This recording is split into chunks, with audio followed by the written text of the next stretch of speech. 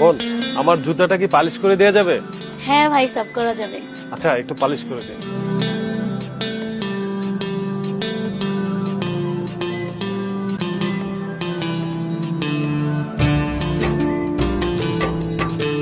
এই যে ভাই সাব আপনার জুতা। আচ্ছা, কত হয়েছে? এই তো ভাই সাব 50 টাকা। এই যে নিন।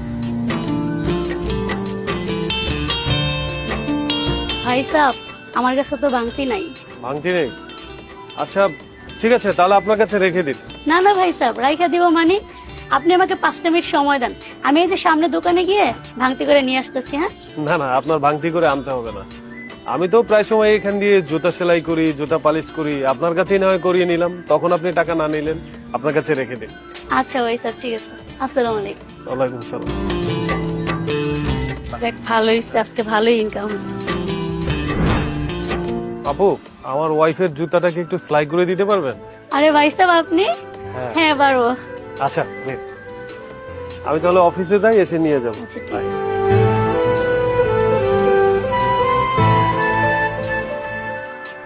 এটা ভালো লাগতেছে, এটা হালকা, এটার ভিতরে জুতা ঠিকই তো আছে।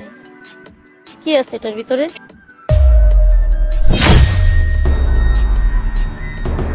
ভুলা টাকা? পয়সা তো গেল গা,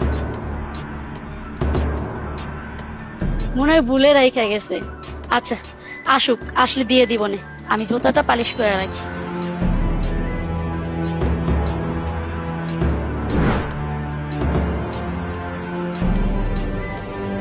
বোন, আমার ওয়াইফের জুতাটা কি হয়েছে?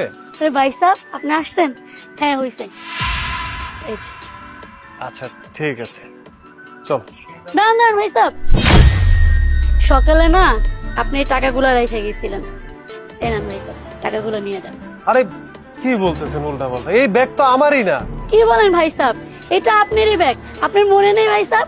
সকালবেলা 2টা ব্যাগ দিয়ে গেছিলেন, একটার ভিতরে ভাবির জুতা ছিল আর একটার ভিতরে এই টাকাগুলো ছিল ভাই সাহেব। এই ব্যাগ তুই কিটা ভুলে গেছিস নি? এই ব্যাগ তো তুই আমার চোখের সামনে দিলি, এখন তুই চিনোস না, বুঝলাম না কিটা নাটক চালু করছিস। তুই থাম তো। আপু, এই ব্যাগটা আমার না। আর শুনুন, আমি কিন্তু জুতার দাম দিতে পারবো না, কারণ হচ্ছে আপনাকে কিন্তু আমি ওই দিন 500 টাকা দিয়েছিলাম, ওটা থেকে কাইটে রাখেন। হয়তো এতগুলি টাকা আমি বুঝলাম। ভাই সাহেব ভাই সাহেব দাঁড়ান না, আমার কথাটা শুই না যান।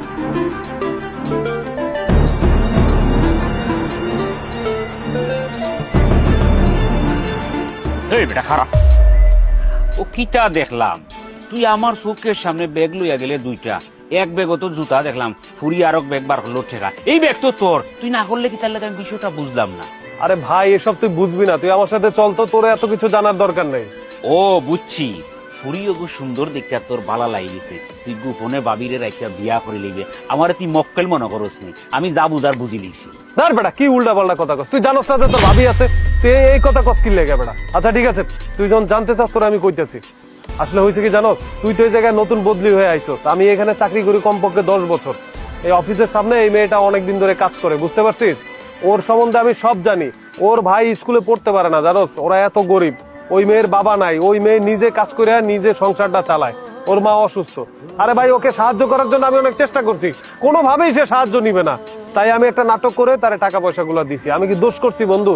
মানুষের হেল্প করলে কি সমস্যা কি? আমি তো মাসে 1-1.5 লাখ টাকা বেতন পাই, আমার 1 মাসের বেতন দিয়ে দিছি, সমস্যা হয়েছে? একটা মানুষের উপকার হইলে তো আমার নিজেরও ভাল লাগে বেড়া, মনের শান্তি, বুঝছস? বাপ রে বাপ, আমি তো ভাবছিলাম ভুল তোরে, তোর মন যে এত ফ্রেশ, এত যে বালা, আমি কল্পনাই করতে পারি না। বন্ধু তুই আসলেই আমার বন্ধু, তোর কোনো তুলনা হয় না, তুই ভালো মানুষ। বুঝতে পারছি আমি, ভাই সাহেব আমাকে সাহায্য করার জন্যই এই নাটকটা করছে।